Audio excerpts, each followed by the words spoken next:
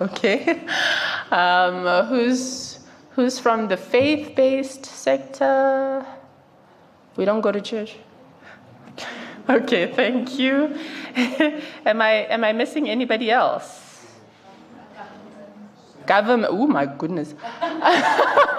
Who is here from government? Oh, the government is represented here today. Thank you very much. Okay, I know I said government more broadly. Can I see national government? Maybe let's start there. National government, local government. All right.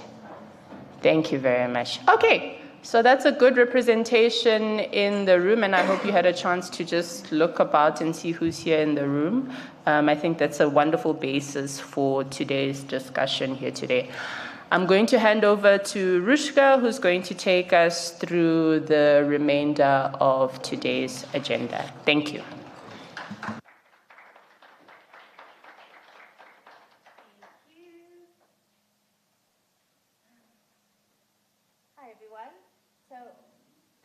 There we go. Yeah, I'm not used to mics. I'm usually somewhere around there walking around. So this one's new to me. So please practice patience. So as Lebo said, I'm Rushka Eli. I'm leading our facilitation team today, and you'll get to meet and engage with all of them later. I just want to take you through the purpose of the day. So we really are here to explore the current scenarios more deeply. So as Lebo said, we had an opportunity to engage with the scenarios at a very high level during the roundtable engagements, of which some of you attended. And then again, we had some virtual sessions to orient people for this engagement. So there we've engaged at a high level with the scenarios. Today we are going deeper, and there's a lot more content that we are wanting to share and engage with you around. We are also looking to surface and engage meaningfully with diverse perspectives. So just to reiterate what Lebo said, we're not looking for agreement. We are looking for ideas that will sharpen what we've got on the table. So the more diverse perspectives, the better. We want you to share knowledge and co-create these stories together. That is the key purpose of this project. And largely, to collect inputs that could inform further modeling and scenario refinement beyond this point. And Brett will talk to that a bit later. So just to give you an outline of what you can expect today, so currently we have been setting the scene. We are then going to do a quick activity just to get ourselves into the space of thinking about the future. Away from the present, but thinking about the future so that we orient ourselves well for the later discussions around the scenarios. We will then be doing a scenario deep dive where Brett and Alexandria will take us through where the scenarios are currently at. The majority of the day we'll be spending in World Cafe sessions. So these are breakout groups where we are going to explore deeply each of the systems that underpin the scenarios, and you'll hear a little bit more about that later. We'll then come back to plenary to do some collective sense-making, get a sense of the next steps, and then close. That'll take us to 5 o'clock. Who's upset about that? Okay, people are still committed to being diplomatic. I'll check with you again, right? So we will manage the time, but yes, we are scheduled to finish at 5. So just to give you a sense of the safeguarding principles through which we are conducting this engagement today, they are quite pivotal, foundational to the way that we are structuring these engagements and this project as a whole. So really, what we are asking of all of us here to set a container for today where we speak and listen with respect and openness, where we make space for everyone to participate fully. So really asking to support each other to have all of our voices heard today, to ensure your words and actions do no harm. So, as I said before, we want diverse perspectives. We want people to debate. We want that rich dialogue. But we're asking that that happens respectfully. We want to treat all participants with fairness and dignity, and to create a safe and trusting environment for sharing. That's what we are creating today and what we're holding ourselves to. Again, we're here to learn from each other. There are no right or wrong answers. We all have ideas about the future, and we are wanting to bring those ideas together and co-create our future together. Yeah. What you can expect from us as facilitators. So a number of the team that you've been introduced to today, we are your facilitators and will be holding you through the various parts of conversation. We are not here to defend content or advocate for particular scenarios. That is not what we're trying to do today. We are here to facilitate discussion and harvest input that helps to strengthen and improve what's already on the table, right? And we are here to provide a conducive container for robust conversation and to make sure that all voices are heard. So, just to orient you in terms of where we are in this process. And a lot of you have seen this before, so I'm not going to go through all of the steps, and this will likely be covered in more detail throughout the rest of the day. But I think importantly what it is to show you is that we are only at the start of the process, right? We have had the roundtable engagements. We're now at the multi-stakeholder engagement. This is round 1 of the process. What happens after this is further refinement, and in round 2, we have another opportunity to engage with the content in its new form. So just to say that it's very important that we have this engagement now. It's very important that we hear your voices, because this is going to determine what happens next in the project. Yeah, wonderful graphics. I'm going to skip past that. So, we've done a lot of talking up front here. We are wanting to step into a little bit of orientation, get you talking at your groups, and get you situated into a futures thinking mindset, right? So to do that, we are doing a short activity where you will be receiving a fictional scenario at your table. Each table will receive a different scenario. You will see from these scenarios, they are wildly imaginative. They are not rooted in any sort of probability. So it's not about engaging at a factual level. It's really about getting ourselves into imagining, into thinking about a future that has not yet arrived, right? So you will get a scenario at your table. We are asking you to read that scenario out loud in your group. So choose one person to read the scenario to the group. We're then asking that you take some time to just reflect individually and imagine what it would be like to live in that world. What are people doing? What activities are happening around you? What does it smell like? What are you seeing in the built environment? How are people moving around in that world? You know, get into really thinking about and situating yourself in that world. Then we want you to share your ideas at your table. So we're asking you then to get into a discussion and share what's come up for you.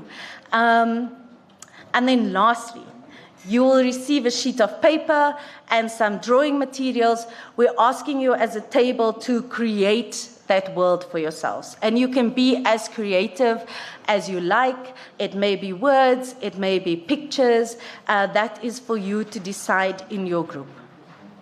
So that activity will take us about 45 minutes for that activity. We're not going to ask for detailed feedback about what scenario you came up with, but more about what the experience of thinking about a distant and weird and wonderful future felt like for you, and how connected or contrasting your ideas about that future were at your group, right? There are a lot of people moving around, putting the materials on, so I'm just checking quickly. Does that make sense? The activity? How excited are we to do it? Can I get a hell yeah? Okay, let's get into it. You should have your cards at the table and your materials for drawing.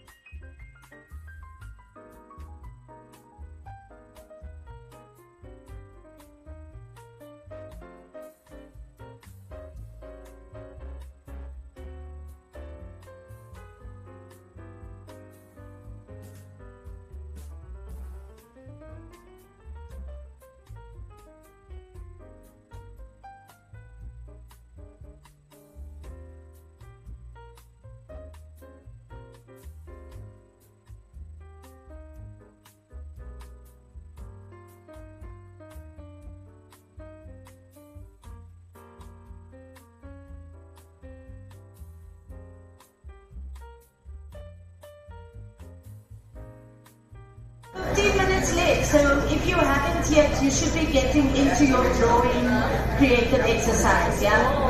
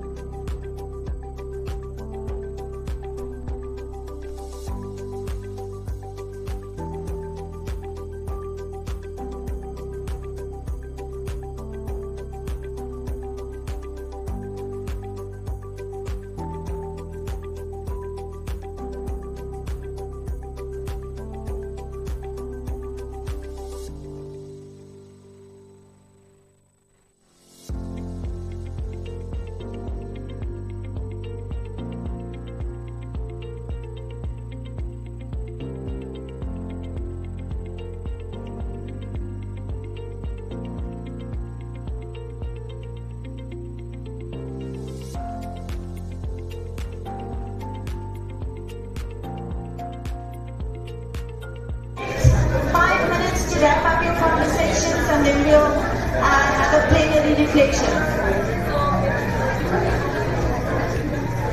5 minutes.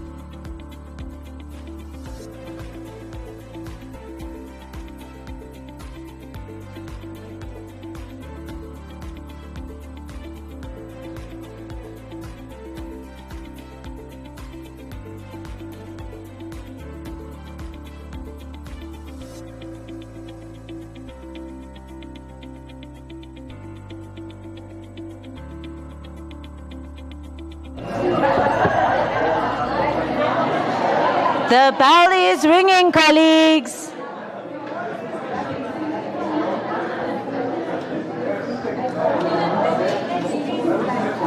Right, are we ready to come back to the big group? Are we back? Raise your hand if you're back with me. Raise your hand if you're with me.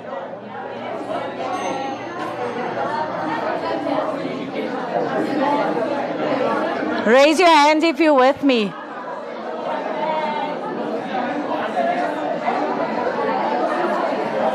Alexandria?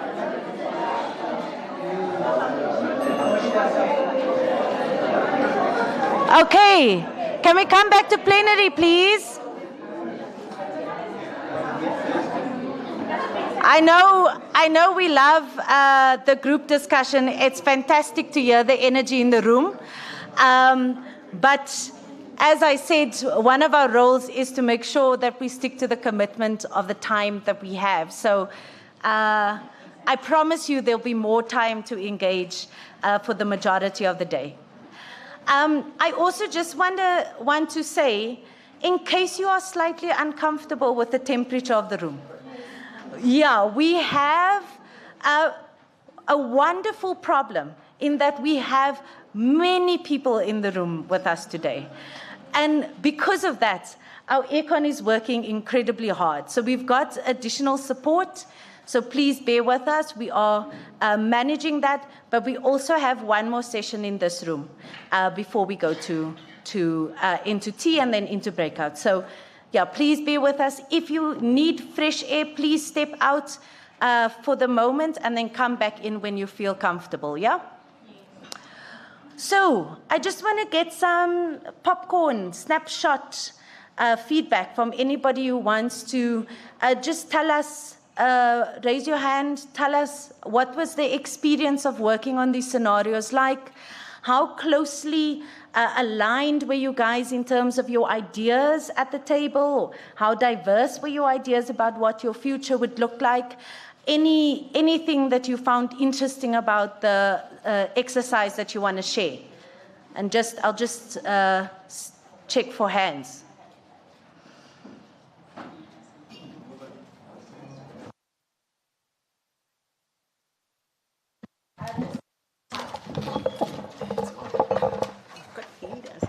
Thank you so much, Chair. Once again, good morning, colleagues. I am from the A team group.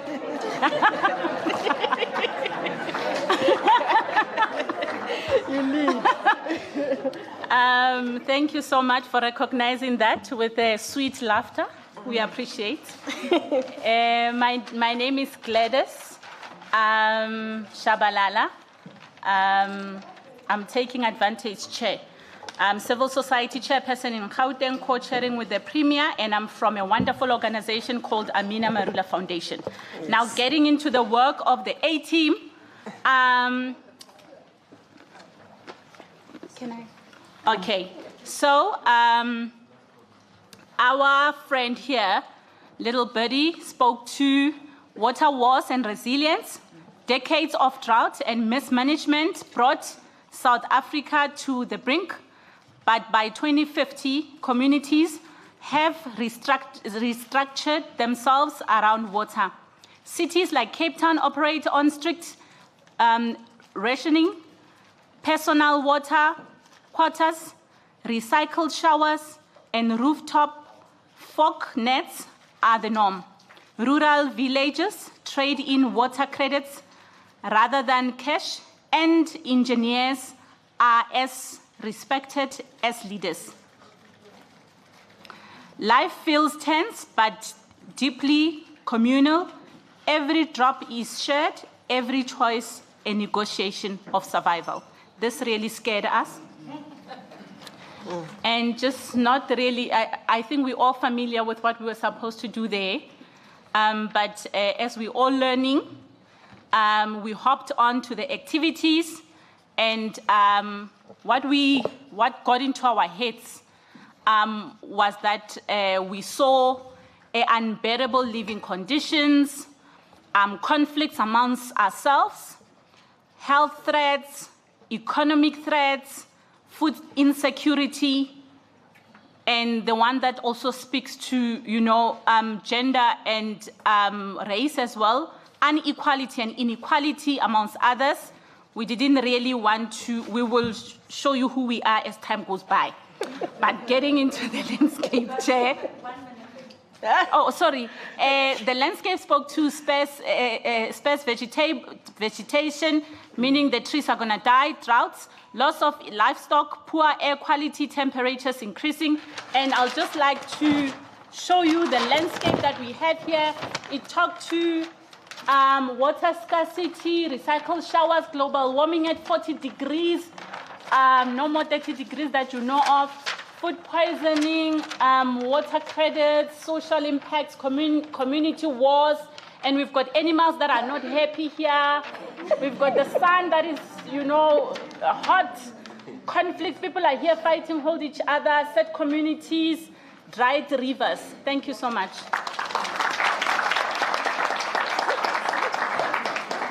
Yeah, thank you for starting us off, A-Team. I just want to say two things.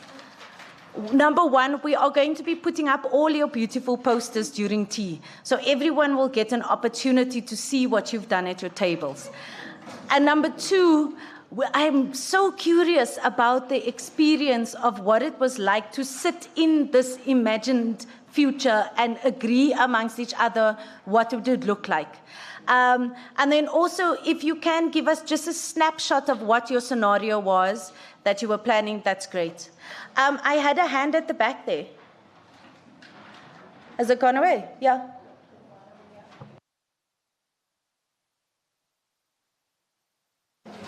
Okay, are we going to go here first? Yeah.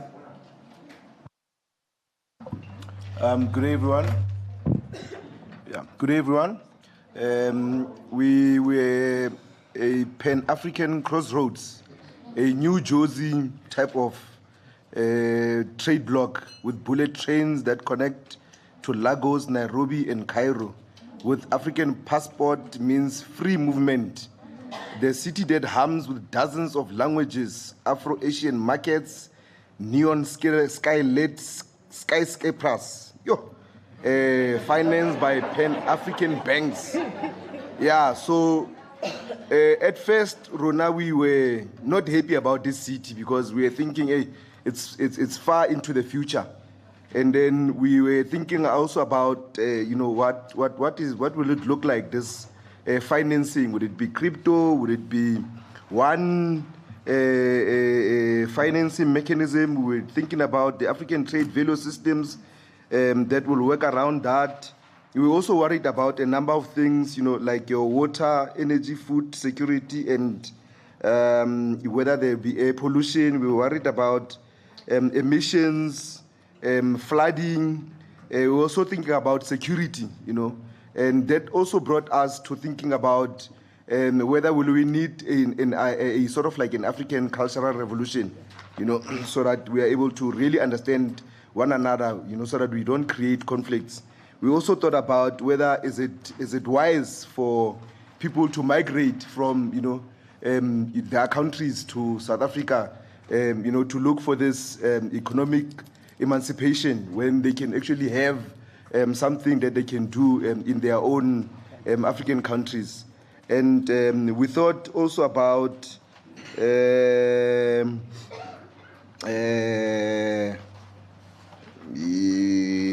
let me see. Hey, no, but the city was just too much for us, man. You can see that I'm overwhelmed by this city. Thank you.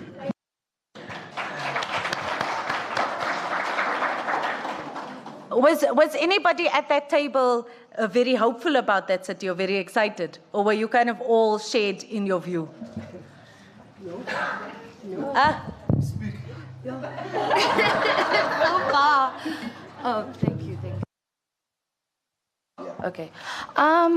When I first read it, like at face value, it was like, oh, cool, this is so dope. I can take a train to Lagos, to Cairo. I can move more easily around the African continent. But as we started having conversations about it and looking at how that would contribute to the environment. What does being in a city like this that's so Dubai-esque on an African continent, what would that feel like? And then we started feeling the isolation, the lack of integration of nature within such a smart city, and just like kind of a replication of how Johannesburg was founded in the first place, where people had to migrate and come here and eventually lose all sense of self or sense of community because we're on these bullet trains to the future. Great, thank you. I mean, so what you're saying is you were swayed by the majority.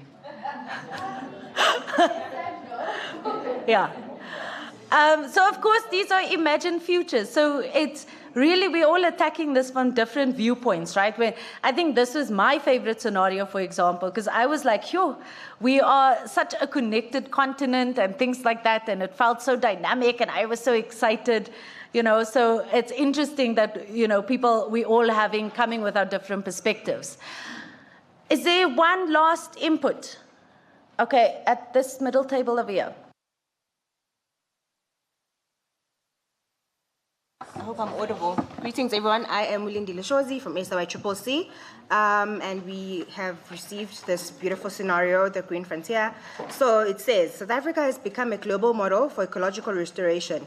After years of collapse in mining and heavy industry, abandoned shafts and quarries were repurposed into vast rewilding zones.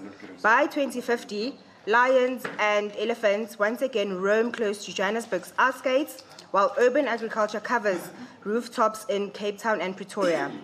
Tourism is less about safaris and more about immersive rewilding residents, where visitors live alongside local communities and help restore ecosystem. Life feels slower, greener, and deeply tied to land and cycles of renewal. Yeah, thank you. Thank you. So when we were doing this scenario, we were excited because some of us are from the village. This is the life that we have at home. So yeah, it will be great to have a greener environment everywhere. Thank you. So what we found when we were looking at the questions, so for instance, what activities are happening and what does our landscape look like? Definitely it would be greener. There would be a restoration of the earth because you would see like a whole lot of trees. You would see the rivers being a lot cleaner. You would see wetlands. You would see biodiversity in that, animals would return and they would, actually live together with humans in a way that is it works for everybody. We think there would be a better quality of life in general because you're clean, you're breathing cleaner air. You have access to flowing clean water. We think there will be great agricultural development in that, once we've learned how to restore and rehabilitate our soil, we would then have a good understanding of what to plant where. So you see how even our indigenous knowledge systems would come into play as to how do we treat our soil, when do we plant what, so that it becomes, we actually have very good yields. We're thinking we'll see some developing a blue economy as well, with our rivers becoming much better, our oceans also becoming, much healthier. There will be sustainability in that even food shortages would not be a thing, in the sense that, our agriculture would be developing quite well. We're thinking about this will lead to a general good quality of life, so community will be uplifted, and the way in which we look at education will be quite different. It's not going to be going to university to get a job, but it will be so that you're able to contribute towards, the community that you come from. We're thinking, once we have a sense of seeing the animals closer to us, then even our sense of responsibility as we get closer to nature will be that much more enhanced. So overall, for this team, we're seeing a much better quality of life. One of the things that we thought about, though, was also the aspect of how then, because this aspect of we come from a village, but also if there was a bit more technological advancement in the village, I would be there now instead of where I am. So now how would we also ensure that while we are seeking this technological advancement, how do we use it in such a way that while we see that advancement and we're able to be on par with the global development, but we're also not, it's not having adverse effects on our natural environment. So there would be this learning about how do we then become one with development technologically, but also ensuring that our environment remains top priority to us and our quality of life as a result. So yeah, these were just some of the thoughts. We thought maybe as things become like this, we'll have access to better sustainable finance, one that is not on the basis of because we're just consumers and we have no choice into what do we want the manufacturer, those that we are asking to lend us, how do we want the terms to be. But maybe as we are in a better position, we'd also be in a better position to how do you say? The word is gone from me. To negotiate. You'd be in a better position to negotiate because at least now you have a bit more leverage in what you have within your own environment, within your own country. And we're also seeing a possibility of renewable energy that when we're looking at how we are bringing up solutions for ourselves, how are we also thinking about what renewable energy looks like for us as South Africa, and how do we develop it and how do we become strong in that way? Yeah. Great. Sure. That was such a rich mouthful. I hope your bundles sustain for the rest of the day. Sure. Okay. So I think the point of this exercise is, of course, these were wildly imagined futures, but the point is that this is what scenario planning is it's us thinking about using the data that we have, using the evidence that we have, thinking about what a possible future could look like, right? And getting into that space for all of us is pretty hard because we're always stuck in the now, what's happening now, what fires are burning now, what things are happening now that make it very difficult for us to spring into that future mindset. So just as we go through the day, just try and hold yourself back to this principle of we are imagining a future that's quite a way away, and facilitating your dialogue and conversation around that. Okay, we are moving on to the next part of the program, which is to have Alexandria and Brett come and talk to us about, in a very clever way, about scenario planning, both as a concept and then as the scenarios that have been developed so far through the project. So, Alex, I'm going to invite you up first, and then Brett can come up after.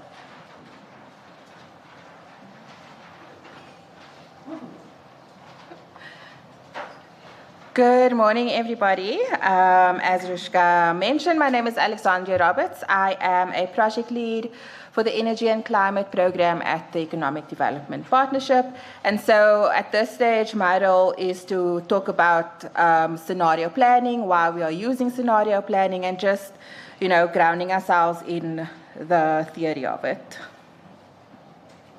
So at the moment, we are living through a time of multiple overlapping transitions.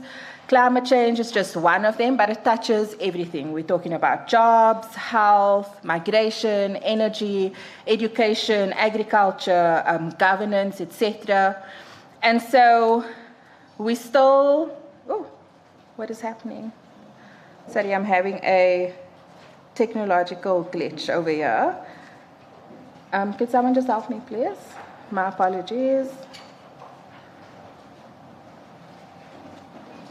I'm unable to scroll the keyboard. Thank you. Apologies. Yeah, and so we still are finding ourselves in a space where we don't know how it will unfold. So will the world act together to curb emissions? Will South Africa lead or lag? Will global trade or open or close? Will fossil fuel dependent economies transition smoothly, or will we be facing disruption? And what does that look like? So these are all uncertainties that we can't plan for anymore. And so scenario planning helps us do this. It helps us to stretch our thinking beyond what's likely or comfortable. It helps us to reveal our blind spots and to find common ground amongst people with different interests. And so an example of a scenario that we've all recently lived through is COVID-19. And in the early days, government and businesses had to act very fast without knowing how the virus would evolve or how long lockdowns would be or how long they would last, and more importantly, what the economic impact would be. And so those who did have contingency plans or had agile teams or had very strong local systems, even though they were somewhat imperfect, were more capable and able to respond through COVID-19. It was a living example of how the world can change in weeks and why it's dangerous to only plan for one single future. So imagine if during COVID-19, municipalities and hospitals or informal traders had a, my apologies, there's something glitching out here.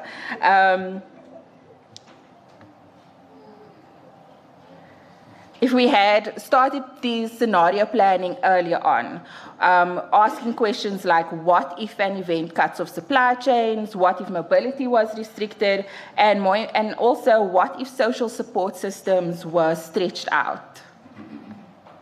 And so that is the power of scenario thinking, not to prevent all disruption, but to reduce its impact and to build resilience. And so what are scenarios? Scenarios are stories of how the future could unfold. We've heard that numerous times this morning. They are grounded in evidence and supported by modeling, but they are not just about the numbers. They're about the real people, real systems, and the real choices that we face. And so, for example, what happens to jobs if South Africa lags behind while the world shifts to a green energy? Or what new opportunities emerge if we lead locally, even in a fragmented global context? And so by examining these different scenarios, we get to stress test. Guys, what's happening? It's like lots of things, a Zoom link flash up here, but it's gone now. So we get to stress test these scenarios. We get to test our strategies, our policies, and our investments. And we get to make choices today that are more resilient to future shocks and uncertainty. And so the core purpose of scenario planning is to help us think long-term and strategically in this rapidly changing and uncertain environment. And so in our case, we are developing these climate-informed economic pathways. And with these pathways, we want to understand how different climate and economic choices interact, what kind of futures we face under varying global and local conditions, and what decisions could influence these futures in a positive way. And here, scenario planning helps us to identify these no-regret actions that we've been mentioning, anticipating policy trade-offs. It helps us to inform risk management, but more importantly and critically, includes voices that have often been left out of these high planning processes. And so Rushka had walked us through what the process was for these roundtable and developing these economic pathways. And so I just wanted to take us through some of the feedback that came from the roundtable engagement. So you may hear some or read something that you have mentioned in those roundtable sessions. So some of the high-level outputs that came out. So majority of previous stakeholders had said that the scenarios are a valuable tool for thinking about the future. There was also a lot of validation around the structure, but there was also a lot of push for us to refine how we frame the axes and make sure that we start from South Africa's current realities. Equity and inclusivity and accessibility came up very strongly here, and especially around needing to integrate lived experiences and not just the technical detail. There was also quite a bit of concern about institutional feasibility. Will government and finance systems actually deliver? And I think what stood out across all the futures, there are no regret actions that have been highlighted or brought to the front around investing in resilience, inclusion, and low carbon pathways that make sense, regardless of which direction we go in. We have a few cross-cutting themes that have come out of each of the sector roundtables. For justice and equity was central for some of the stakeholders, and a lot of them mentioned that they don't want it seen as add-ons to the process. Capacity and delivery gaps were another red flag, with weak implementation systems and also uneven local capacity being seen as major risks. Policy and alignment was raised repeatedly across the roundtable sessions, and also mentioning where scenarios needed to connect to existing frameworks like the Climate Change Act, as well as municipal IDPs. And so the transparency of the assumptions was another big one, where stakeholders were asking questions about how these scenarios were built. And other recurring issues were blind spots in key sectors such as agriculture, tourism. There was concerns raised around greenwashing and how youth and future generations are included in these conversations. So taken together, these themes tell us what need to kind of be more embedded or brought out of the scenarios to be a bit more credible. So sentiments towards the scenario from the various sectors. Civil society valued the justice framing around the scenarios, but also found the narratives a bit abstract. They wanted stronger grounding in lived realities. Business spoke to the frameworks, but emphasized realism and credibility as well. And then government was a bit more practical in their responses, where they pointed out capacity and the need for clearer implementation pathways. The youth found the process empowering and inclusive, but they want help in thinking beyond today's challenges into the long-term futures that they will eventually inherit. And I think what's powerful here is that while each group sees the world differently from its own angle, there were quite a bit of overlapping issues, which is exactly the purpose of this cross-sector dialogue. Much of traditional planning assumes continuity or gradual change, but the real world is dynamic and more often non-linear. And so through scenario planning, we move from this narrow reactive thinking to more adaptive system-based thinking, and this allows us to prepare for a range of possibilities rather than being caught off guard. And so scenario planning also, again, helps us to shift our mindset from short-term problem solving to long-term proactive thinking about what kind of future we want to co-create. And we don't just want to be asking, how do we reduce emissions here? We want to know, how do we do it fairly? How do we make sure that no one is left behind? And again, how do we support communities through these changes and transitions, and not after the fact, but at the moment, right now? And so we're shifting towards this, this combination of these two forces where we arrive at this 4 distinct scenarios, each one representing a version of South Africa's future under climate change, again, probable futures. Our purpose today isn't to choose the best one. It is to examine what each of these futures means for those already feeling the burdens of this transition. And so just for reference, on the horizontal axis, we are looking at what reflects the strength of South Africa's response from fragmented and reactive to coordinated and strategic. And on the vertical axis, we are looking at the level of global climate action from weak at the bottom and to ambitious and cooperative on the top. And so Brett will take you through the various scenarios.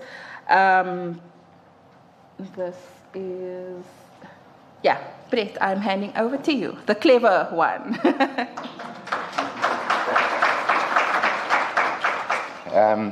Good morning, everybody. I think I'm just going to flip back a couple of slides.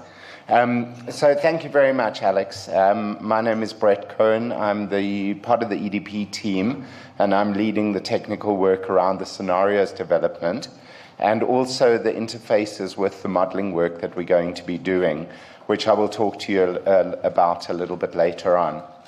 So I want to spend a bit of time now just building on what Alex has said around how we have framed our initial set of scenarios, which we're consulting with you on today and have been doing so through the previous roundtables, and will continue to develop throughout the course of this project.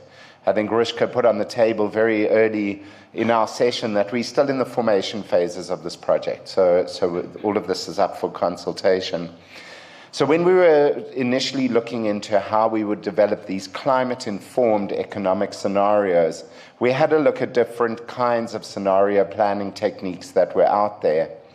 And a very common one that is used in various contexts, not only in the climate change space, but in business strategy and in government policy development and across the board, is that of defining what is called a 2x2 matrix of scenarios, where one defines these 4 distinct and plausible scenarios that could occur if a future set of conditions had to unfold.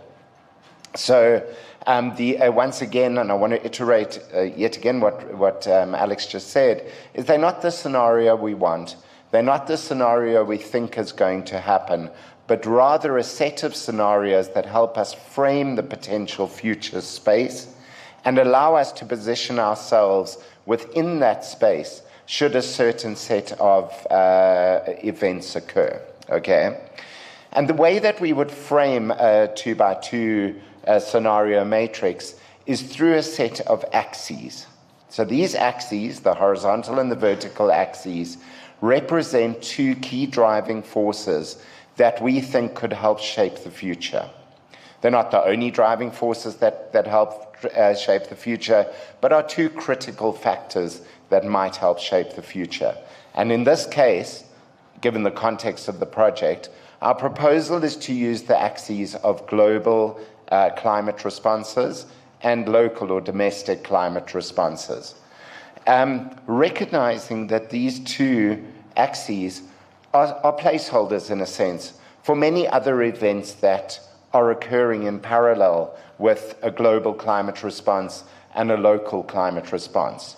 So from a global climate response perspective, we would see that, first of all, our physical impacts of climate change might be reduced against what the trajectories would be if we don't take any action. You know, we acknowledge that we already committed to some degree of climate change, And so it's not to say, we'll have a rosy future where there's no climate change, but we could perhaps have a better outcome for the planet than if we took no action.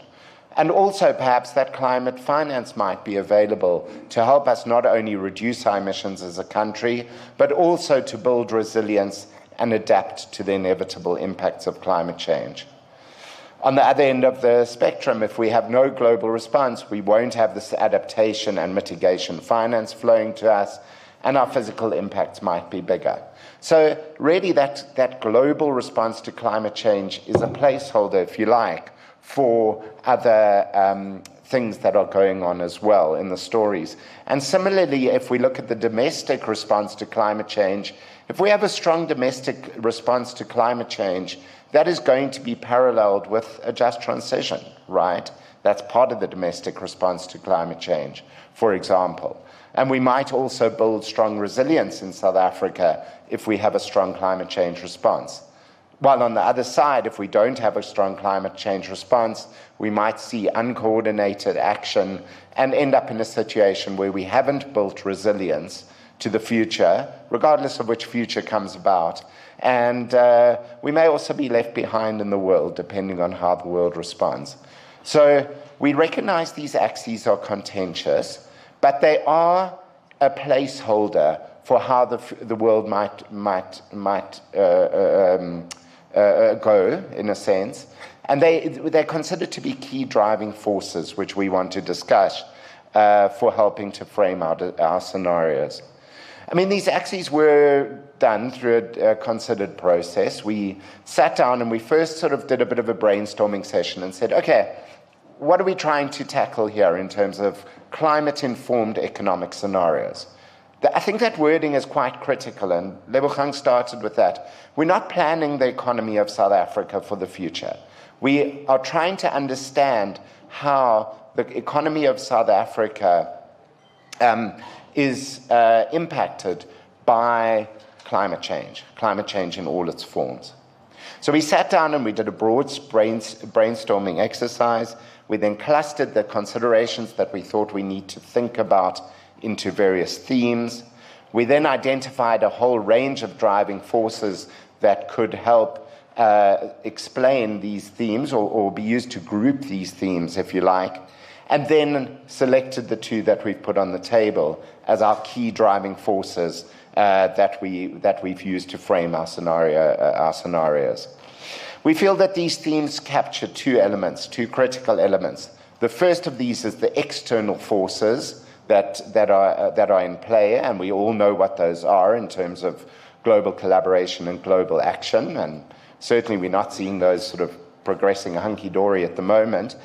And the second component of that is, what are we as a country, as South Africa, going to do to respond to climate change? And together these forces help shape what the future of the economy, and in fact the environment and society, are going to look like. Okay, so that was one component of the framing of this project. And the second component of framing of this project was decisions that needed to be made about how we cluster information, right? We're dealing with climate change, economy, society, and environment, all trying to bring it together into these scenario narratives that we're developing. And so we have to have a way of logically arranging information, okay?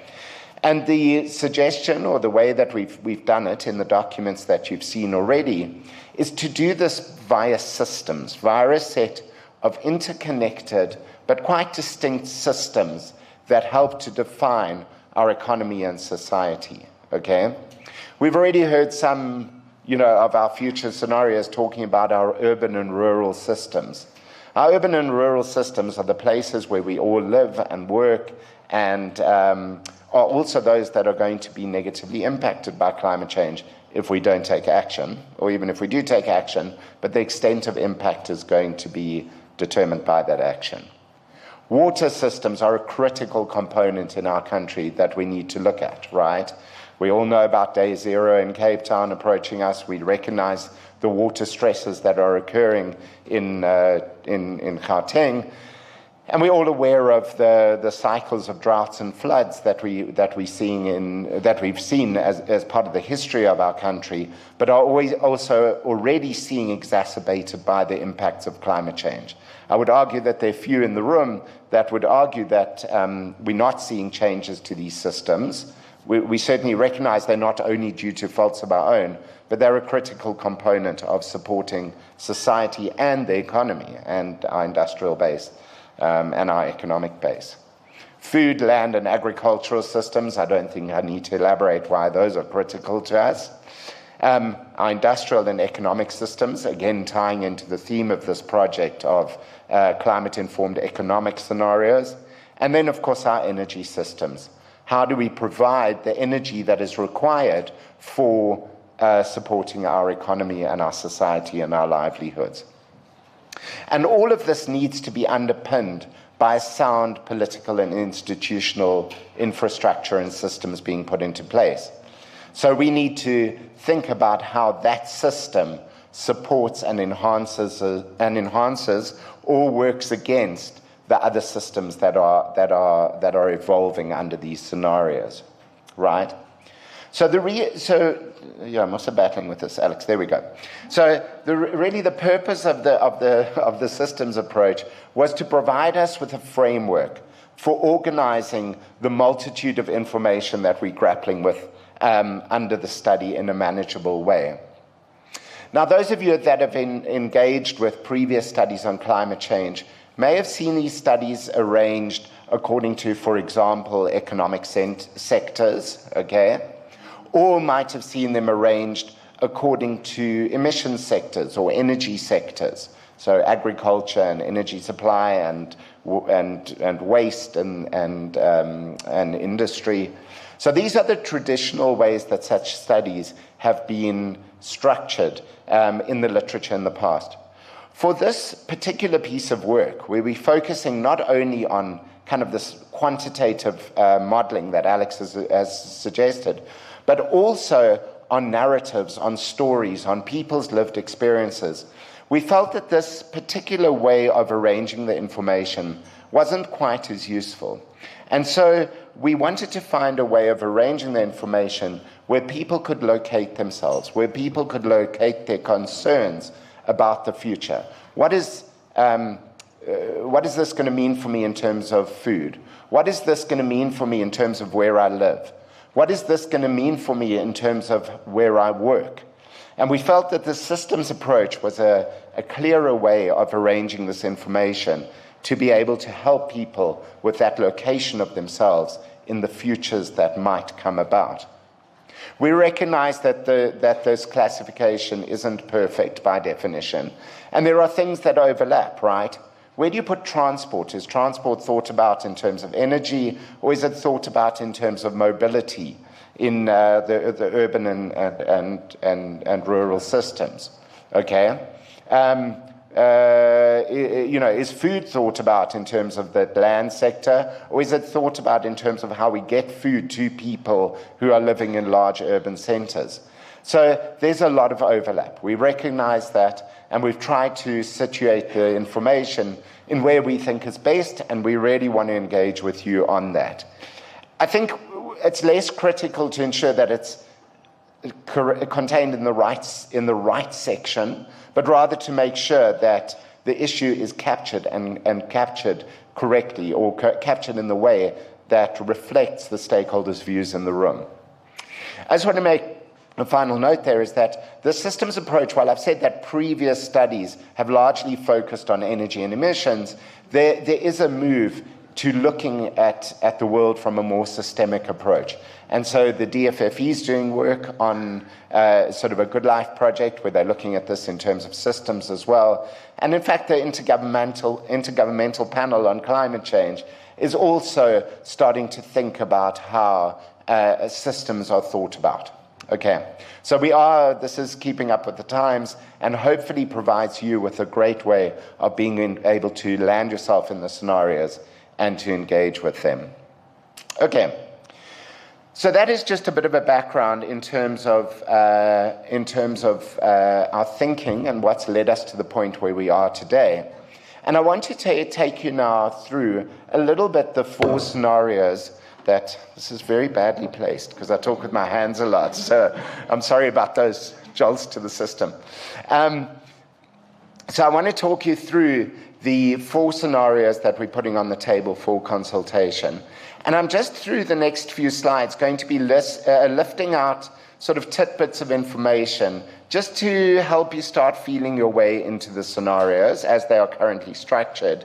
By no means am I trying to give you a comparative assessment of the urban system in each of them. So that is contained in the document that you've got, and already we've got feedback that it would be useful to compare systems across the scenarios. So we will look at how we can present that better. We're already having side conversations on this. So at the moment, we've got our document structured in terms of the 4 scenarios. But when you go to your breakout groups, you'll see how we've tried to bring the kind of the systems thinking across the scenarios. So just a bit of an overview of what we've thought about in the 4 scenarios, which you're going to be engaging with and providing input on today. So the first one is our kind of bottom left-hand quadrant, just in terms of our 4 quadrants, where we don't see strong leadership in climate action, okay? Neither globally or locally. Pardon? Thank you for acknowledging that. It's not, well, I'd like to agree with you, but as a independent, we are putting down 4 possible scenarios, right? So certainly the status quo, you can argue, is and particularly in the last few months, we've seen a very significant shift. So I heard the word post-cooperative world is one that's coming about, right? So in the past, we've had the climate conferences, and we've had people coming to some agreements, arguably very slowly, and I'm not going to go into giving value judgments on those. But really, this first scenario says, okay, what we've seen from America recently is just, we see this kind of post-cooperative world emerging where there's limited climate action. And in fact, South Africa, while we've seen some action in South Africa, we don't see significant realization of our climate goals. All right. So it's kind of this no one leads scenarios. And as a result, we will see the projected climate change impacts occurring by mid-century, as a lot of the framing of this work. We see limited planning and coordination around climate change, and the question is that reflective of broader institutional planning and political processes, where we see the sort of many issues being addressed in parallel. We see low availability of climate finance because this multilateral regime is broken down, and obviously we don't take it up here. And as a result, we don't see the adoption of climate technology in South Africa. And some of the resulting narratives that we've spoken about is that we see degradation of land and ecosystems and water systems as a result of perhaps the lack of institutional coordination, and also as a result of increased climate change. And that, combined with our extreme climatic events, which are projected to occur if we don't curb greenhouse gas emissions, has implications for food production, for human health, and probably also economic stability. We see a need for a lot of public funds to be diverted to disaster risk management, and so there's less money available for development and for building resilience to climate change. And we see this reflected in the cities as well. We continue with our current urban sprawl and the growth in cities without management of transport systems, without making them more energy efficient, and so we have higher pollution and longer travel times, unaffordable transport. We see ongoing use of fossil fuels with local air pollution impacts. We see, and that's gas and coal, I don't want to get into that debate now, disease outbreaks, and significant social impacts in terms of the inequalities that are so strong today. We see inequality and exclusion worsen, and particularly marginalized groups, or groups that are already marginalized, including women and vulnerable communities, are impacted the worst. Okay, so we've been told this is a doomsday scenario or a negative scenario. Let's discuss. Okay. The second one is where the rest of the world takes climate action and South Africa lags behind, okay? We don't, as a country, get it together to realize coordinated and ambitious climate action. And under this scenario, we might see the climate impacts being more moderate for South Africa. Again, we're not sitting under any illusion that we aren't already committed to climate impacts. But so these are moderated, but because we don't have strong climate action, we don't actually put in the resilience and the adaptation mechanisms to respond to climate change. And hence we end up in a situation where we are quite exposed. We have low planning and coordination around this. Although climate technologies are available on the global stage and climate finance is available on the global stage, we don't take it up because we're perhaps not eligible for it because we're not demonstrating the necessary ambition. And so as a result, we still get impacted by the physical impacts of climate change because we're not building adaptation and resilience. It's a little bit less so because the global impacts are less. And so we still have to spend money on emergency responses. Our urban planning is still poor, so similar to scenario 1, air pollution issues, long travel times, ongoing use of fossil fuels under the scenario, coal, and as our coal-fired power stations come to the end of their lives, perhaps we move to more gas generation. We are increasingly economically isolated because our production is emissions intensive, and we see similar social impacts. We have a contraction of economic revenues and the resulting impacts, particularly reinforcing current inequalities. Okay, I think you're getting a taster of it. I'm also told I've only got a couple of minutes left, so let's move on to scenario 3. Scenario 3 is where we decide we're going to take action as South Africa, even though we're in this post-collaborative world where we don't have global action in South Africa. Global action on climate change. And this might be a situation where South Africa has made the call initially to pursue a climate agenda, but then carries on a similar trajectory because of the potential societal and economic benefits associated with efficiencies, protecting ecosystems, and building social inclusion and social resilience. So it might not be a kind of net zero scenario, but it could be an enhanced climate action scenario where we build resilience to the physical impact. We have high coordination and planning around climate change, which spills over into other areas, and we have uptake of climate technologies. And we argue that this would be, in our draft scenarios, that this will show a transition to a more renewable and climate resilient economy. We have cheaper and reliable electricity coming into play, possibly a small green hydrogen industry, just producing green fertilizer, which actually we think is already, cheaper, and we could perhaps become an exporter to the rest of the continent. We develop urban energy resilience, and we have healthier ecosystems and perhaps an increasing in social inclusion. But we do recognize, sort of in terms of the urban-rural split, with limited resources, we might still end up having some marginalized areas in rural areas, but things are improved possibly as a whole for the country. And then the final scenario is when we somehow manage to get back on the train in terms of global climate action, local climate action progresses as per our policy signals, although we need to implement some of our policy signals. And this will help us to build higher resilience to physical impacts, which are moderated, higher planning and coordination. We get climate finance to help with our transition, and the green technologies are available. And this is the one which we say that the transition costs are reduced, which has benefits for our economy.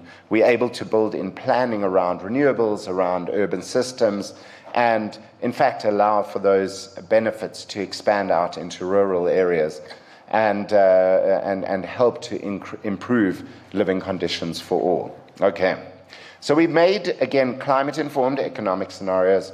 We've linked the climate action to the economic development.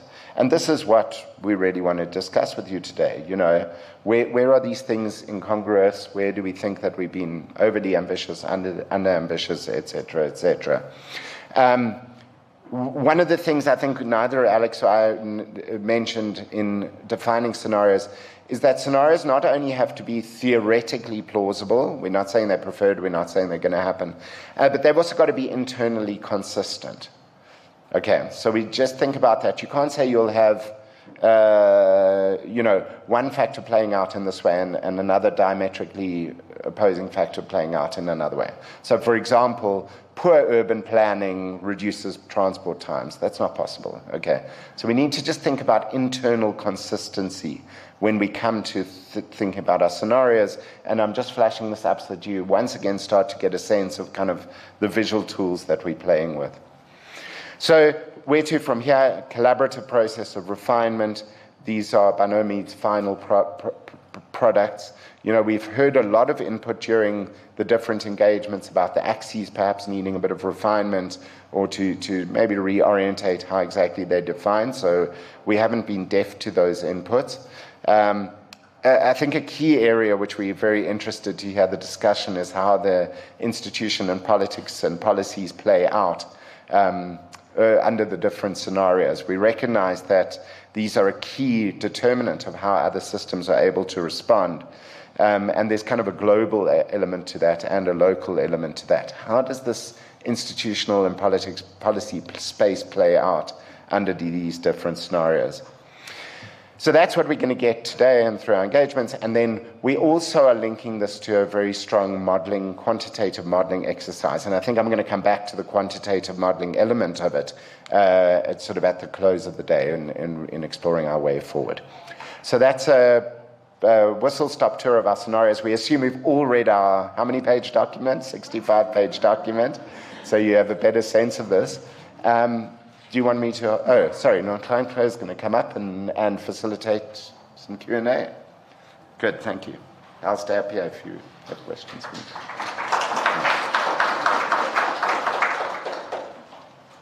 Thank you, Brett, for that nice capturing, and to you, Alex, of the background for why we're here, and also the details of what we are now going to enter into. But before we get there, there may be questions of clarity that you are sitting with, and specifically questions of clarity in terms of process, because for the content, you have stickers on your table. They've been provided for you to jot your detailed content inputs so that you can take them into the group conversations, right? So we would like to just get a sense of what are your clarity-seeking questions. We've got our team here that's going to respond to those key issues. I can see one hand. All right, cool. Right, so you've got mics on the table, and we're sticking with the clarity-seeking questions and process-related questions. I will take the first four. That would be one.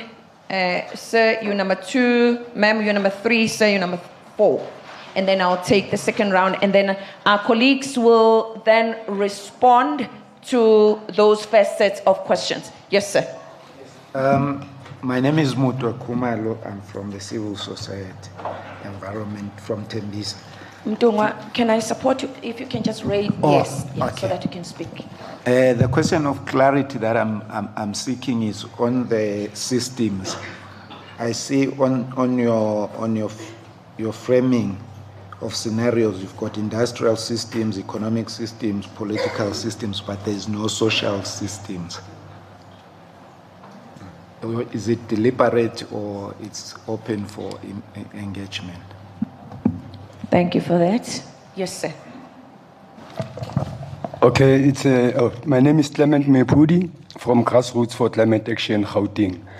I just want to to a clarity, because I see you speaking about the urban settlement and the rural settlement. According my experience to South Africa, there are coastal settlements. Coastal settlements are people who have their own economy, the fishing economy, touring economy, shipping economy. Here in the urban areas, we've got our industrial economy, all this economy. In the rural, we know that we've got our agriculture, and now I thought on our scenarios, we have to also just take coastal settlement as its own, because they've got their own economy way of doing things, because they've got their own coastal towns and coastal villages. And here in urban, we are also got a township and semi-township, like the human settlement. Thanks. Thank you, sir. Thank you. Yes, ma'am. Greetings once again. So just a point of clarity that I'd like to get understanding from it, from the document firstly, is that, okay, we're all joined here from different sectors, and the document is very general. So as a youth perspective person, my approach in reading any document is the inclusion and the voices of the youth, which is missing. So would it be wrong to then include in our discussions that, like, for example, there's a high rate of unemployment within the youth, which we are trying to grow within the circular economy and the green economy as well. Secondly, within the systems, would it be also being incorrect to have an addition of the informal sector, as I'm not seeing it coming through again, as there's a lot of push factor from the circular economy and growing it, especially from the youth. Thank you. Great, thank you. Let's take the fourth one. Yes, sir, on this round, and then we'll take another round. Thanks. I'm Richard Worthington, Volunteer Society. Two aspects. One of them is around the domestic vector being concerted climate action, and it's been characterized around mitigation and adaptation, and also more fragmented to more coordinated. Would there be an assumption with that there would also be more redistributive economic policies, given these economic scenarios? Somewhere along the line, you'll hopefully be talking about redistribution, things like a wealth tax, for example, not necessarily that mechanism, but things that are more than just assuming trickle down from economic growth. Sorry, I'm writing on my head. Yeah. Sorry. So you had that, right? Sorry, I can hear you, but I think the people online might not be able to. If you can just speak, but. Peter, do you feel necessary? I that's better. Thank you.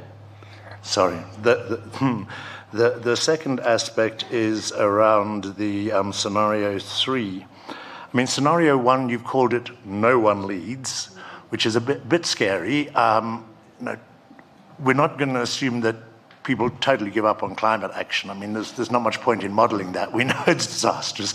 So, I think we must be careful that we don't assume no action on climate change on the global vector, but on the domestic one. Under scenario 3, it's called SA leads. And then you said, but it may not be a net zero pathway. So just on that, I mean, I understand that we might not achieve net zero under that scenario. But I'm assuming that to fit with that axis of climate action, that our policies would be geared to achieve net zero, and what you're acknowledging is that, if the rest of the world doesn't come, we might not get there, but thanks. Thanks, Richard. Right, can I take us round before I forget them? Okay, so the first three questions were somewhat related to systems, so thank you for those. I think that, firstly, in terms of, we had to choose a section of system. We had to choose a selection of systems in order to again group these the information that we were coming to, and some of the systems that we're talking about, or some of the questions that you relate to, actually span more than one systems. So the social systems we had captured under urban and rural in terms of kind of the way people live, and industrial and economic talk to the economic opportunities that societies have. So we kind of saw social systems as spanning those two elements, and obviously impacted by food, land, and agriculture. So I think because it's kind of a socio-economic development scenario or an economic development scenario, we felt that there was social elements that span across a number of the systems, and so we would try and capture how they sort of fitted into the economic parts, the urban and rural parts, and perhaps also the food and agriculture. So yeah, not an explicit system. I don't know. We can certainly take that suggestion on board to maybe look at it more explicitly. But yeah, we don't want to ignore the social elements, and we want to make sure that we've captured sufficient of the social elements in the stories, and we really want to make sure that we get input as far as that's concerned. The second question in terms of sort of coastal areas, and you mentioned right at the end informality, and the informality one is, I think, one that we haven't covered sufficiently in our description. So I think we need to capture both the coastal and the informality elements and the urban and rural systems in terms of how people kind of live and commute. And then in the industrial and economic systems, your point about kind of coastal community economies is one that we also need to capture better. So I think while, again, it might not come out as a distinct system, both of those inputs, I'm hoping our scribes are taking lots of notes here, need to be brought into making sure that those elements are covered in terms of our work. So thank you for those parts. In terms of youth, absolutely. Our kind of JETSI person is sitting at the back, furiously copying notes to make sure that comes out strongly enough. Because these are 2050 scenarios, I think they apply to the youth, to the current youth more than they do perhaps to the generations of many of the people in this room. And so that certainly, I think that kind of thematic area needs to be brought out more strongly. So thank you for that input. But I think it will again be something that needs to be fed into all the systems, because it's something that's relevant to, across the board as the implications for the youth. Sorry, I've gone blank. You had a second part to your question. The informal sector, yeah. So I think it also talks to the informality, not in terms of only living conditions, but also in terms of the economic structures. We have, for example, referenced the circular economy and economic and opportunities in agriculture, which there are many informal opportunities in agriculture as well, and I think we can bring that out stronger. So thank you for that. Richard, your point about redistribution, I don't think that's been covered, and we can certainly input taken. Thank you. I think that's kind of, we've tried to bring out a theme of sort of following constant economic structure, sort of current day economic structures, and then a transition to new economic structures, but they are still in a paradigm, I think, of a current paradigm of kind of a transition into emerging, economic sectors like a services sector, or we spoke about an adaptation and mitigation services sector, but the redistributive elements I don't think have come out strongly in the conversation. So that point is noted. And then in terms of your domestic climate action, I think both points that are noted. I think that No One Leads could be renamed. It's not to say there's but perhaps it's uncoordinated climate action might be a better name for that, or a I like this post-collaborative climate action term. I'd be happy to rename that scenario to uncoordinated climate action. In terms of the net zero story, I think we just acknowledged in that scenario, and it can come out firmer, is that without the global support to reach net zero, I think you said it yourself, it could be unlikely that we reach it as a country. So we'll start out on a trajectory that's heading towards the net zero targets, but in fact just the realization of the multiple benefits of climate action or multiple development benefits mean that we sort of carry on that trajectory because it has so many economic advantages, even in the face of the world not transitioning. And I think we're a bit agnostic as to putting a firm line in the sand as to we're going to disband our very new, hopefully, NDC firm commitment to net zero, and just say that the momentum gathers and that there are multiple drivers of climate action. If we do feel that needs to come out stronger, then we can certainly, and one way or the other, we can certainly build that into the scenario. So thank you. I hope I've sort of answered all the questions. Yes. We've got time for some more. And I think what we're emphasizing is the point that we are going to have detailed conversations at our group discussions. So we're picking up just very few questions of clarity just to help us prepare ourselves for that process. But for now, I'm going to take the second round of questions. So I will start. There was number 1, number 2, number 3. 4, 5, 6. Maybe for me, can I hold you a little bit and then take him as number 6? I'll come back to you. Thank you. Yeah, if you want me to remember 6 questions, I need to remember them. Yes. And we also assume that it's not only Brett that would respond to the questions. Our colleagues also are taking note and they can respond. We are all evolving. We are learning from each other. That's the spirit of these conversations. Let me start here, ma'am. Thank you. Thank you so much for the brilliant, detailed presentation. Really appreciate. But the presentation did not speak to research because that's basically where we're at now. Research influence change.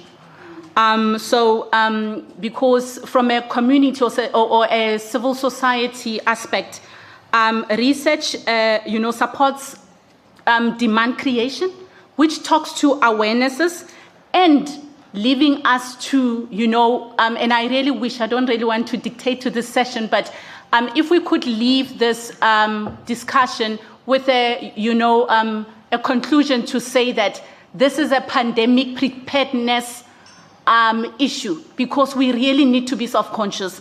And I didn't hear the presentation talking about the SDG, because that's basically speaking to how we attract international donors, which is sustainable development goals. And I'm in my head, I am looking at goal 1, 6, and 11 in terms of what we are looking to achieve. Thank you so much. Thank you, ma'am. Number 2. Thanks. Thanks, Brett. I just want to understand the reflexivity between change at a global scale and change at the domestic scale a little bit better. So I understand that some of the linkages there might be pace of change, it might be geopolitics, the flow of funding in this post-collaborative world. So I just want to understand the assumptions that underpin that interaction or that reflexivity, and how that might change then if we look at a scenario of stronger South-South collaboration with the emergence of different funding streams, and also the reconfiguration of the global finance landscape. Thanks. Thanks, Christa. Thank you for that, ma'am. Number 3.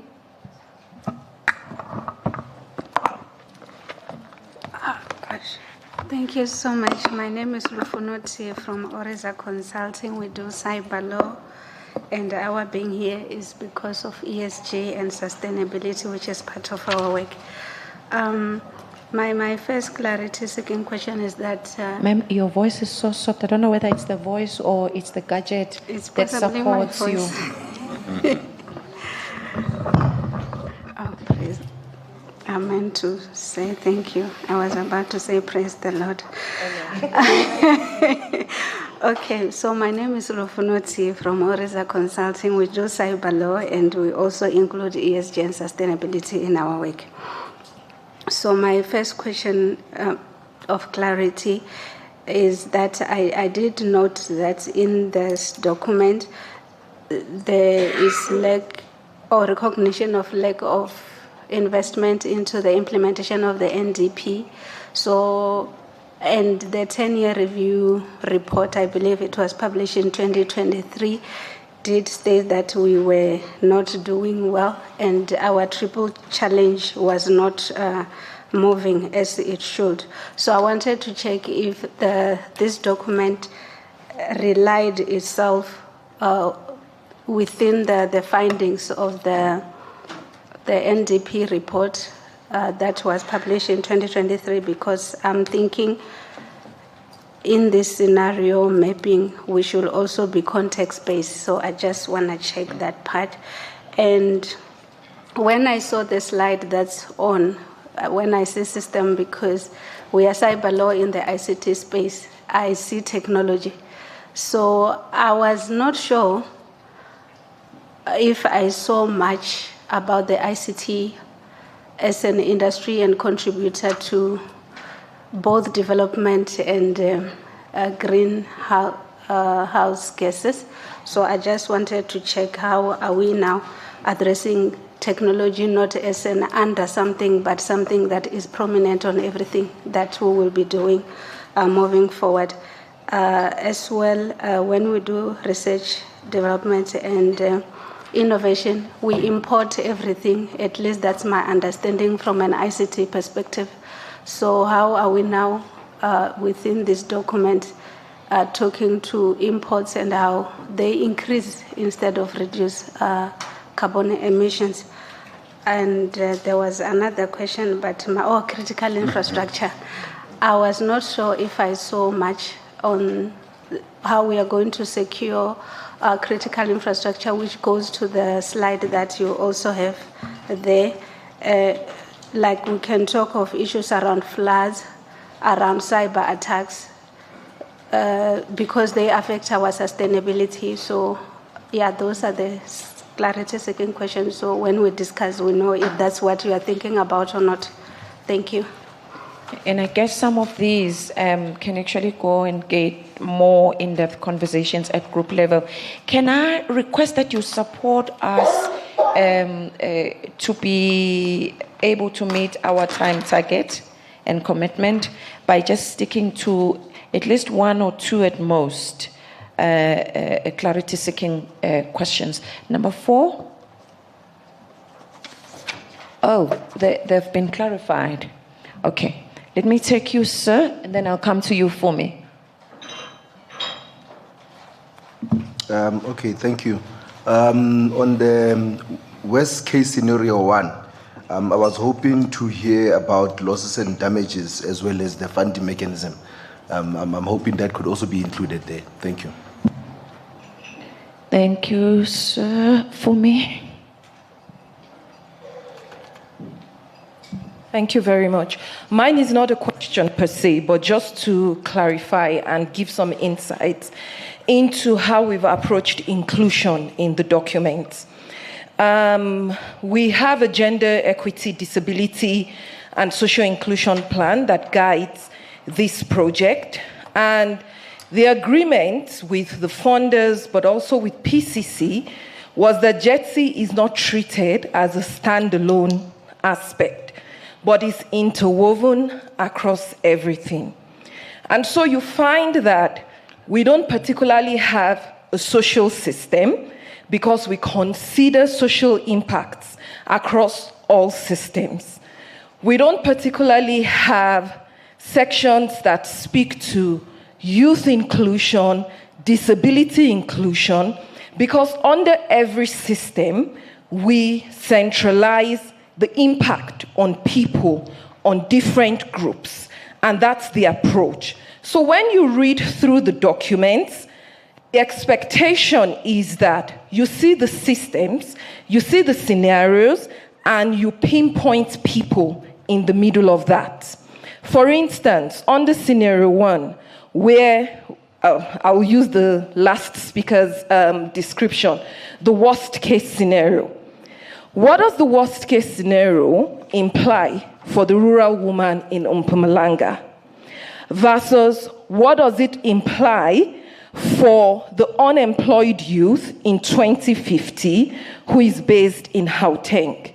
And those are the ways in which we've approached it. So we're not doing a different set of prompts or conversations around youth inclusion, they are woven into each and every aspect of the narrative of the document. I hope that brings some clarity. Now, this does not mean that we've captured every single possible outcome for every group under the documents, and I believe that's why you're here today. If you believe that there is a very important group whose perspective has been missed out or has not been adequately captured, please, in the conversation, put that forward on the table and let us know. That's why you're here today. Thank you. Thank you for that clarity, Fumi. Brett, I would request you to be very succinct in your responses. So, yeah, thank you. I'm under time pressure, so all of those inputs are noted and much appreciated.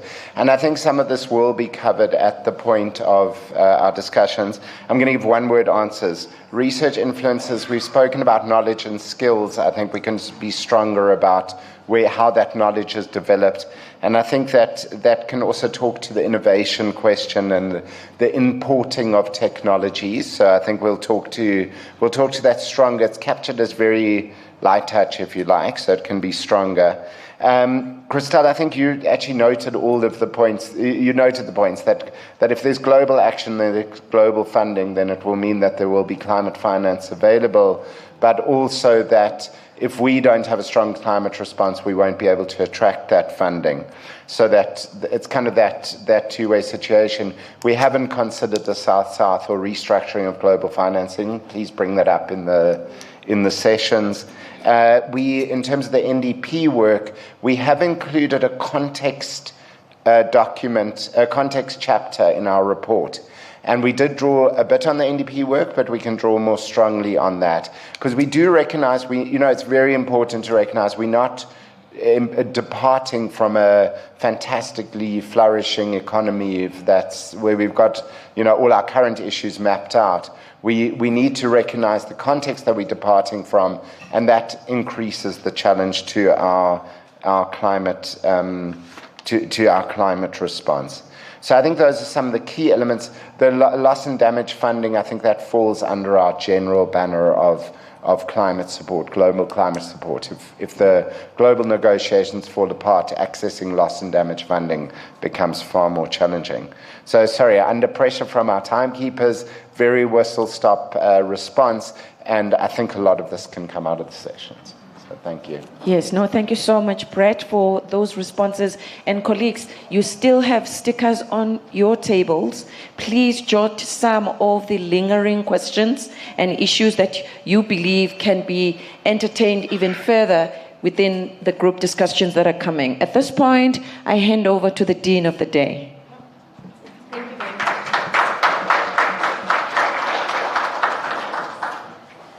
Hi, the Dean of the Day. It's a serious role, eh? So we are about to go to tea.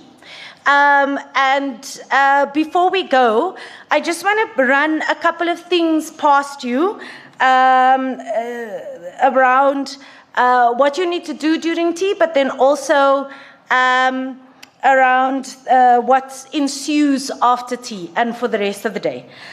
So firstly, my kind colleagues at the front have asked me to remind you, if you have not yet signed the register, please do so as you leave for tea.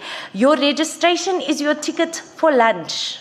So if you do not seek to be catered for, ignore the instruction. Then I wanted to do a quick check-in.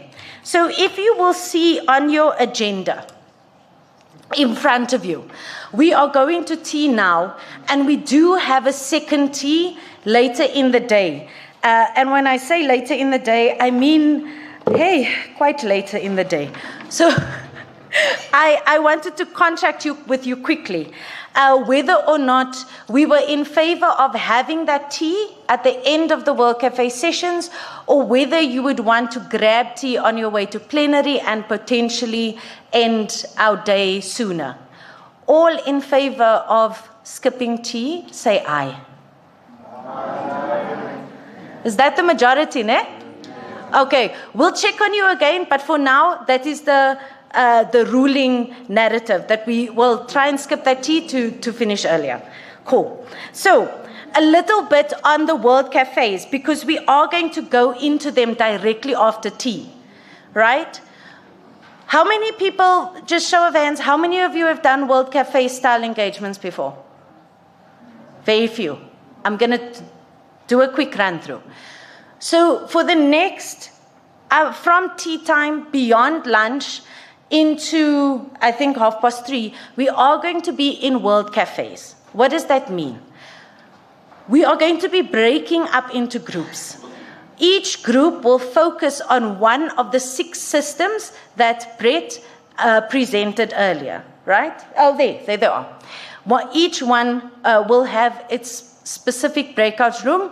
I will tell you now where all of those breakout rooms are.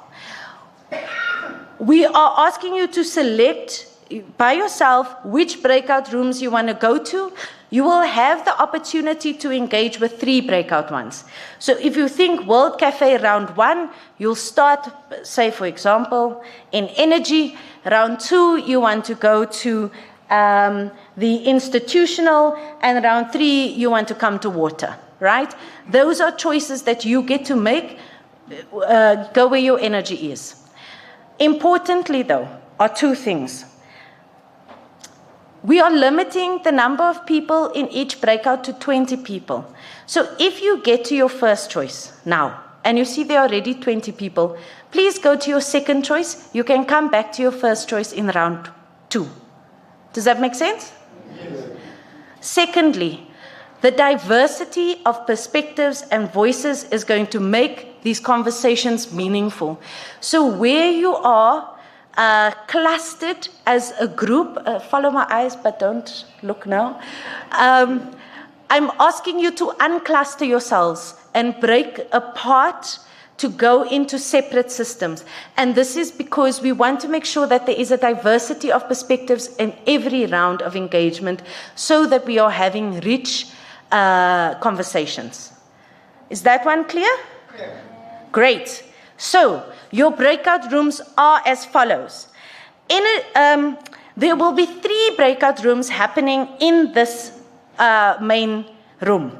So if you, at any time in the 3 rounds, want to come to water, it will be here. Institutional and political will also be here. And land use and agriculture will be here. Your facilitators will be at each of the tables. The tables will be numbered, so they'll be named, so you'll know where to go when you move into the room. Energy will be in Dina, which is the room right next door. And economic and industrial will be in Kwacha, which shares an entrance with Dina, but you will see they go to 2 separate rooms. So I'm just saying that again. Energy is Dina. You'll see there is a name, a board on the room door, and economic and industrial is in Kwacha. Human settlements and transport, as Miriam says, requires some mobility because it is on the far end. If you were to go to Sedi, which is where that room is, you would pass by the restaurant on your right. You will find yourselves looking at a salon on your left. The entrance to the room is over there. We will have guides ushering you to these spaces. So please know that you are held and you will not get lost. Timing is very important for the breakout rooms. We will come around and ring when the breakout is done. It's very important that the breakout ends very promptly. Otherwise, we'll get one group waiting outside the door while another group finishes. So we have to make sure that we are as seamless as possible in that transition. So I'm asking for your support with the time management. And then lastly, this, of course, means that whatever you currently have on your table that you want to take with you into your breakout rooms, you take it with you now. Because after tea, we'll be going into breakouts. There was a lot of information. Are we clear? There's a question up over here, and then at the back. May you please repeat, because I was actually looking at those, but it seems you have a different list. Thank you. Okay, cool. I will do that. Maria?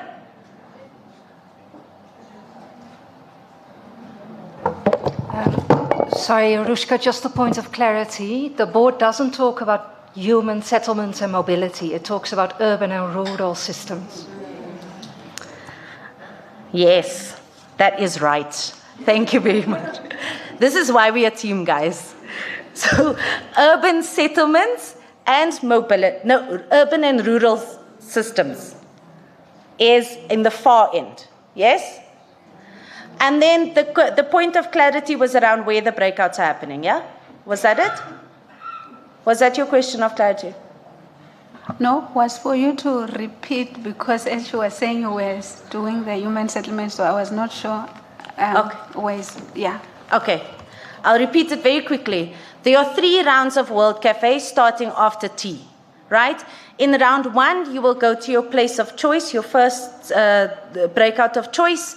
If that breakout is full beyond 20, you go to your second round, right?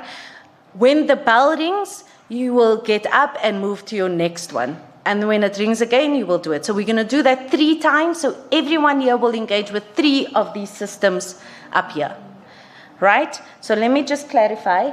Energy is in Dina, as well as economic and industrial is also in Kwacha. They share the same entrance. Humans, I've been given a cheat sheet, and it is leading me down the wrong pathway. So thank you, colleagues. Urban and rural systems, right at the end in SEDI, water, political and institutional systems, and food, land, and agricultural systems are here. Cool. Are we good? Okay, cool. We are going to tea now. You will have until, can I say, 12 o'clock for tea, and then straight into your first World Cafe. Great stuff.